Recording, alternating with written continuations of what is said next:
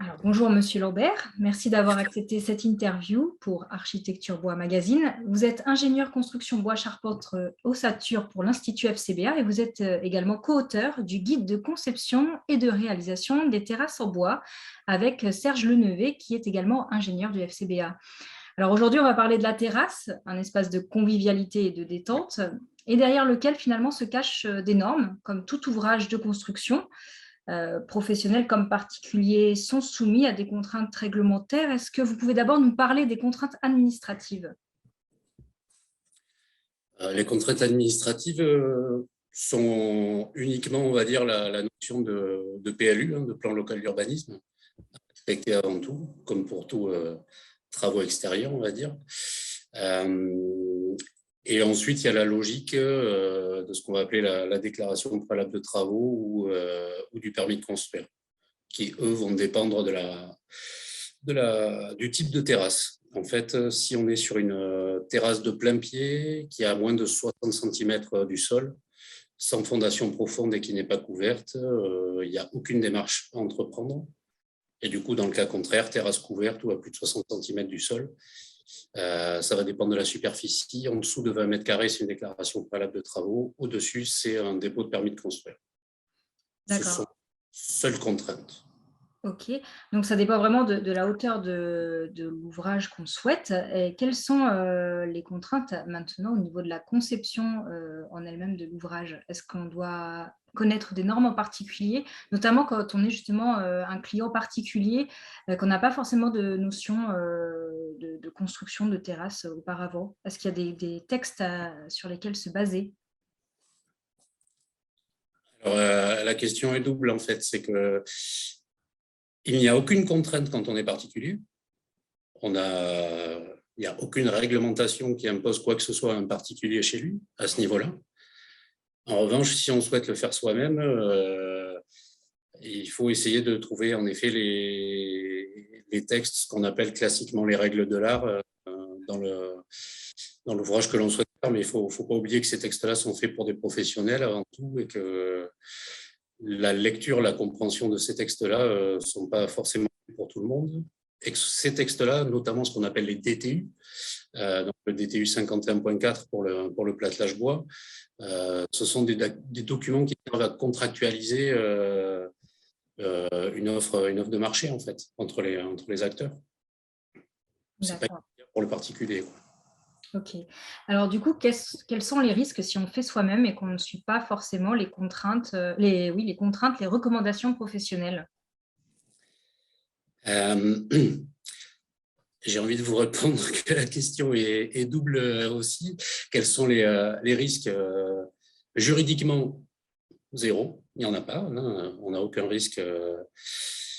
Alors, je ne maîtrise pas l'aspect juridique fin exact des choses, mais il faut potentiellement faire attention en cas de revente quand on a réalisé un ouvrage chez soi et qu'on revend sa maison avec une terrasse qu'on a réalisée soi-même. Voilà. Potentiellement, il peut y avoir une petite... je ne connais pas la jurisprudence à ce niveau-là, mais il peut y avoir un petit risque, entre guillemets, pour ça. Si on oublie l'aspect juridique réglementaire, le risque, c'est de mal faire, tout simplement, de faire un plâtrage impropre à l'usage, on va dire, trop souple, qui va se déformer de façon trop importante au niveau entre les lames, au bout de lame, etc., ou qui va se dégrader tout simplement trop rapidement. D'accord. Et au niveau des fondations de la terrasse, quels sont les paramètres à prendre en compte justement pour s'assurer d'une bonne durabilité dans le temps? Et quels sont finalement les sinistres les plus fréquents que vous voyez apparaître sur les terrasses qui ont été mal faites? Alors, pour les fondations, la logique de la fondation, c'est de reprendre toutes les charges appliquées à la terrasse et de les retransférer dans le sol. Ce qui veut dire que la durabilité, entre guillemets, durabilité dans le temps, enfin, pas biologique forcément, mais une durabilité mécanique en fait d'une fondation va être essentiellement liée au type de sol. Donc, c'est le type d'assise que l'on va choisir, mais aussi le type de sol sur lequel on se met qui est vraiment impactant. Donc, dans cette logique-là, nous, FCBA, plutôt donc, Centre technique du bois à la base, on va dire, Institut technologique de la filière bois, on est plutôt appelé en cas d'expertise pour des problématiques sur le matériau bois, rarement sur les problématiques de fondation. Mais si on doit se projeter assez facilement, le sinistre majeur des assises, c'est un tassement différentiel. Ça va être un tassement différentiel du sol, car le sol n'a pas été soit bien analysé au départ en termes de compactage, on va dire. Il faut que le sol soit compacté soit naturellement, soit de façon mécanique, entre guillemets, hein, de façon forcée au préalable pour implanter l'ouvrage. Quel que soit le type d'assise, entre guillemets, que l'on va choisir, c'est-à-dire soit une assise pleine avec une dalle béton, par exemple. Si elle a été implantée sur un sol qui n'est pas tassé de façon uniforme, la dalle va se pencher. Et si on implante ça sur des plots béton, des plots polymères ou autres, c'est par endroit que ça va se tasser de façon différentielle. D'accord. Du coup, sur des terrains, qui sont par exemple en pente, vous allez préconiser, quelle solution finalement? Puisque le terrain n'est pas plat? Alors c'est justement quelque chose qui a été précisé, on va dire, ou anticipé un petit peu dans le guide terrasse par rapport au DTU, parce qu'il faut voir la différence qu'il y a entre les deux. Le DTU, c'est le platelage, c'est-à-dire ça concerne que les lames et les lambourdes, ou les lames toutes seules, alors que la terrasse va aller des assises, entre guillemets, jusqu'aux lames. C'est ce qu'on appelle un terrain avec de la déclivité, et à partir de ce moment-là, on a différentes façons de faire. Soit on creuse le terrain pour le rendre plat, soit on s'adapte avec une construction spécifique en sous-structure en fait, qui va supporter la terrasse. Et ça revient entre guillemets exactement au même. On peut avoir du tassement différentiel si on gère mal le sol à ce niveau-là. Et par contre, il y a un ouvrage de plus réalisé qui est la structure porteuse de la terrasse. J'en profite pour une petite information le DTU platelage ne couvre les platelages qui sont, que les platelages qui sont, situés à moins de 1 mètre par rapport au sol. 1 mètre maximum par rapport au sol. OK. Alors justement, il y a des éléments, alors là, vous parliez des platelages, mais il y a aussi des éléments d'assises qui sont définis, dans le DTU et d'autres qui sont hors DTU, mais qui sont quand même, des solutions qu'on retrouve sur le marché. Je pense notamment aux vis de fondation. Qu'est-ce que ça fait comme différence pour le particulier? Est-ce qu'il va prendre plus de risques avec ces solutions au niveau personnel, au niveau assurance, au niveau durabilité de la terrasse? Alors, du coup, on va évacuer l'assurance de suite. Comme je l'ai dit au préalable, il n'y a aucune assurance contractée par un professionnel, par un particulier, pardon, quand il fait sa propre terrasse.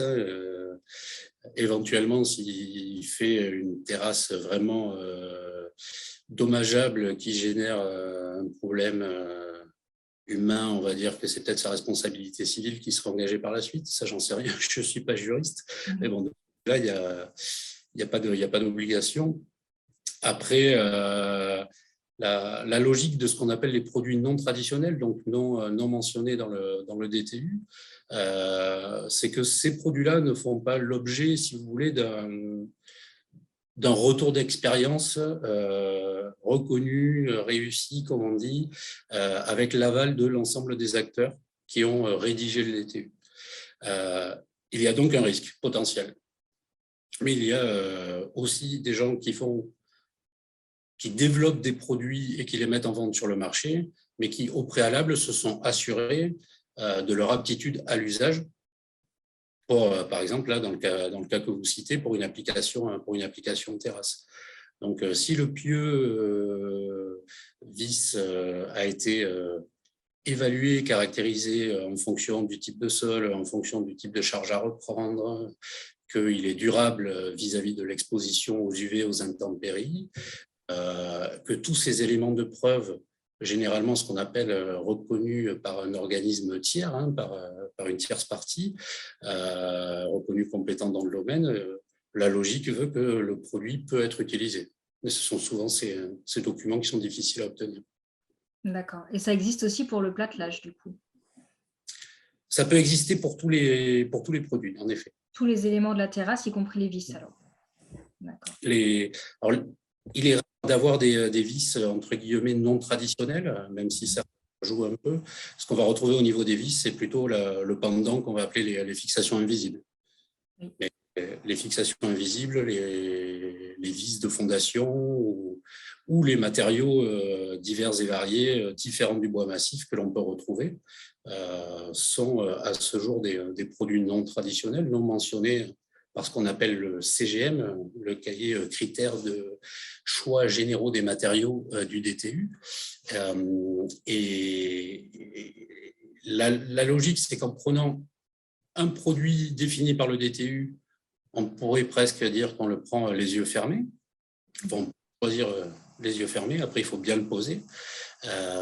Tout produit non cadré, non mentionné par le DTU et potentiellement non apte à l'usage.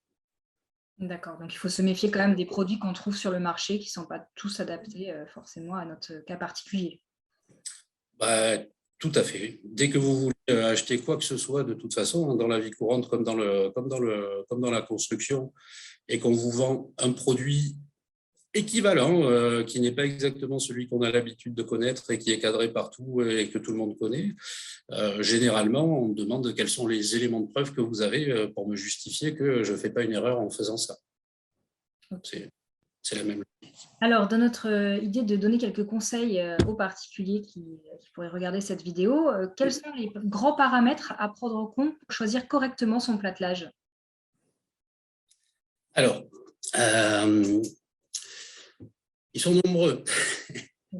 Il y a différentes façons de voir les choses. On va dire que la conception du plâtelage doit être faite déjà premièrement en analysant tout l'environnement dans lequel on souhaite le mettre en œuvre. Bon, ça, c'est un premier point et ça va nous permettre de, comme vous le disiez tout à l'heure avec un terrain en pente, de choisir la technique adaptée. Un terrain en pente avec des plots polymères, ça peut être délicat, par exemple, quand on y pense comme ça. Bon, voilà, il y a ce premier aspect. Après, si vous voulez parler du choix du plâtelage, c'est-à-dire des lames, en fait, les deux paramètres majeurs sont la durabilité et la conception mécanique, en fait. La durabilité, le choix d'une solution bois va être directement lié à une durée de vie que l'on souhaite donner à son ouvrage. Et on maîtrise, entre guillemets, ces aspects-là. On peut faire un choix pour une durée de vie plutôt légère ou pour une durée de vie plutôt augmentée. Du coup, ça va impacter directement le choix des essences, par exemple.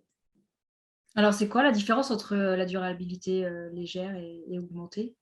En termes d'années, par exemple? Vous entendez par là? Dans l'idée, même si ce n'est pas écrit comme ça, si vous voulez, un DTU qui cadre la réalisation d'un ouvrage peut difficilement envisager une durée de vie inférieure à 10 ans, puisque dans le cas de la contractualisation avec un DTU, le professionnel engage classiquement, aujourd'hui, il y a pas mal de jurisprudence là-dessus, même pour un plâtelage, sa garantie décennale. Du coup, on est à minima, si vous voulez, sur cette orientation-là. Il est reconnu de tout temps que certaines essences tropicales qui ont eu le vent en poupe, notamment en plâtelage depuis pas mal d'années, même mal posées, ont des durées de vie relativement élevées. Ce qui ne va pas être le cas avec des essences plutôt tempérées, donc plutôt européennes, plutôt françaises. Donc, je dirais de façon un peu grossière, mais on peut entendre une durée de vie en fonction des choix que l'on va faire qui peut aller de 10 ans à 40 ans ou quelque chose comme ça. D'accord. Et il faut pas entendre ce que j'ai dit avec une terrasse mal posée avec un bois très durable va durer longtemps. C'est pas du tout la bonne façon de faire. Parce qu'on a on va y venir à un moment ou à un autre, mais enfin, il y a le DTU, le guide terrasse mentionne les mêmes choses à ce niveau-là. Il y a une conception dite élaborée qui est une conception intelligente pour l'extérieur pour augmenter les performances de durée de vie des terrasses conçues de façon courante. Voilà, on peut largement augmenter la durée de vie en changeant le type de conception et en conservant le même matériau. Et ça, c'est une évolution importante à faire passer, y compris au niveau professionnel. Avant tout au niveau professionnel et après au niveau particulier. De manière générale, quels sont les paramètres ou les défauts structurels qui accélèrent finalement le vieillissement des lames de platelage? Et est-ce que vous avez des astuces pour le ralentir? Mais justement, on revient sur ce dont on parlait. Ce qui va accélérer, premièrement, c'est la conception. Une conception qui ne va pas permettre de bien drainer l'eau liquide, donc les intempéries, et de bien ventiler, va forcément accroître le taux d'humidité du bois dans le temps et de façon maintenue et continue presque, ce qui va diminuer les performances et augmenter la dégradation en fait. Ok, donc ennemi numéro 1, c'est l'humidité, la non-gestion de l'humidité de la structure finalement. À plusieurs niveaux. Oui. Normalement, je vous ai parlé de l'humidité, on va dire, sollicitante, c'est-à-dire celle qui tombe du ciel et qu'on doit drainer et ensuite on doit ventiler la terrasse pour permettre à l'humidité que le bois a repris de l'évacuer par transpiration, on va dire ça comme ça. Ensuite, il y a l'humidité du bois à la mise en œuvre.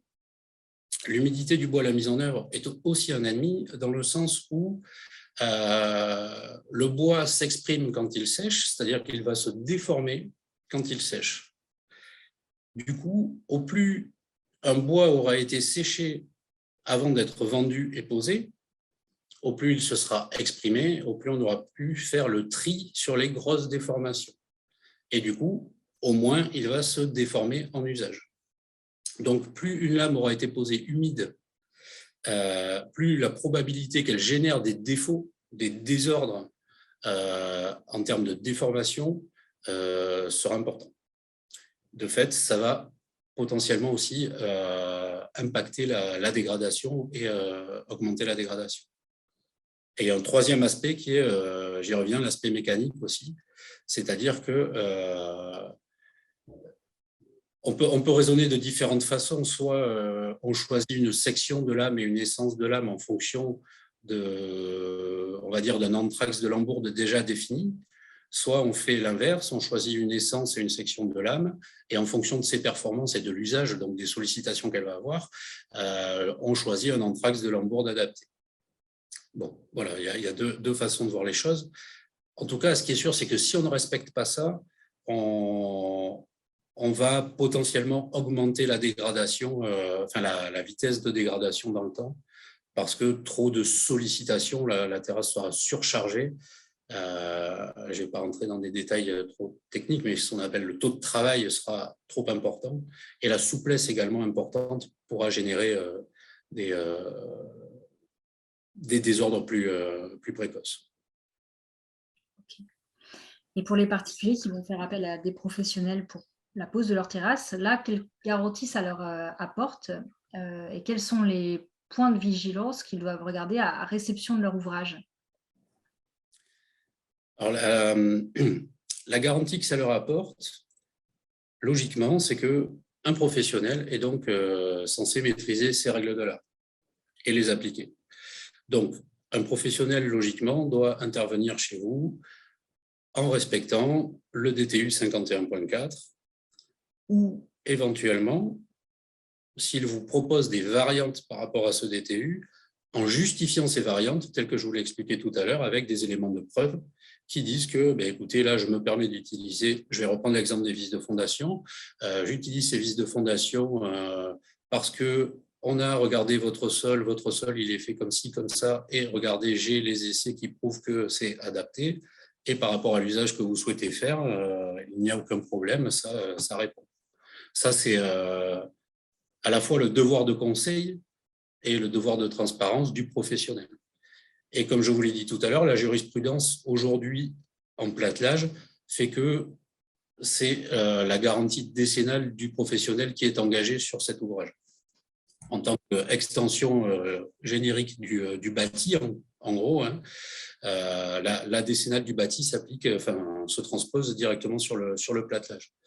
Donc la garantie normalement pour le particulier, c'est d'avoir un ouvrage conforme aux règles de l'art, c'est-à-dire apte à l'usage, satisfaisant d'un point de vue confort à l'usage, esthétique potentiellement, ça après chacun voit midi à sa porte potentiellement, et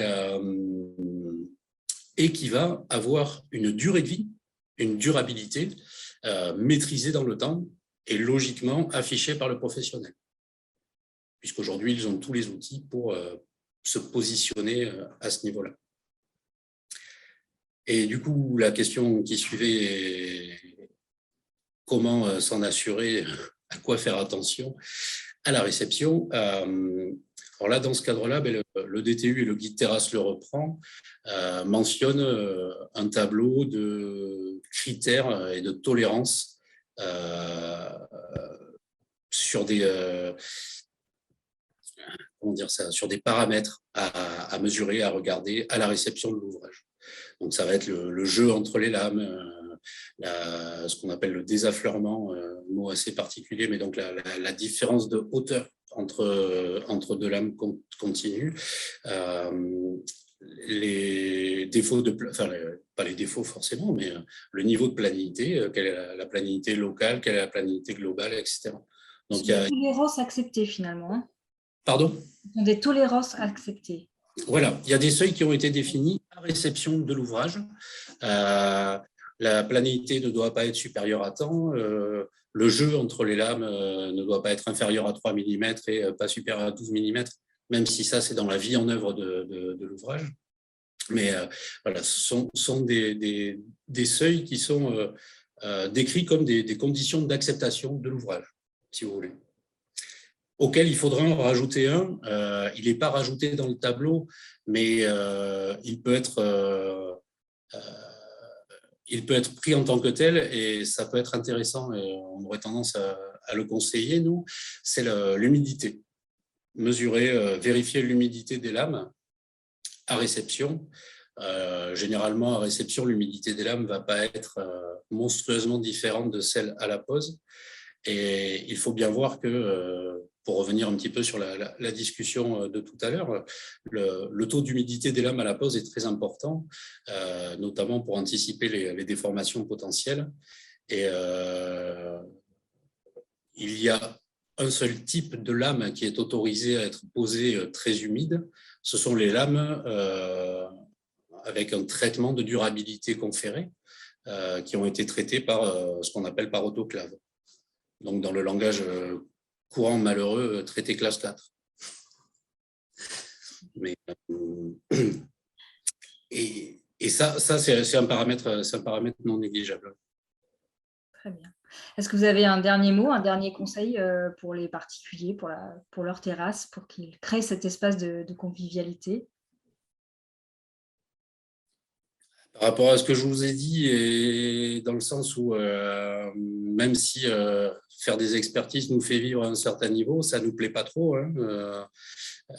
L'idée du matériau bois qui est bien mis en œuvre et qui est durable, c'est ça la force du matériau bois. Et donc, faites plutôt appel à un professionnel pour réaliser votre terrasse.